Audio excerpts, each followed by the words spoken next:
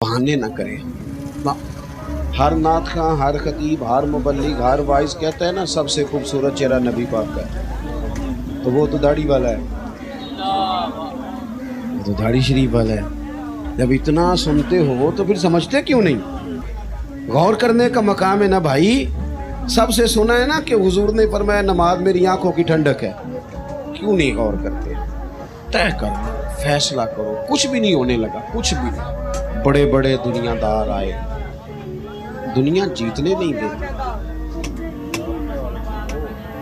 आप 99 दफा किसी के काम आए, एक दफा इनकार करें, वो कहेगा तूने तो कभी पूछा ही नहीं। किन किन के पीछे क्या वजाहतें दे रहे हो, किसको क्लियर कर रहे हो? छोड़ दो, फकत अपने अल्लाह रसूल की बारगाह में आ जाओ।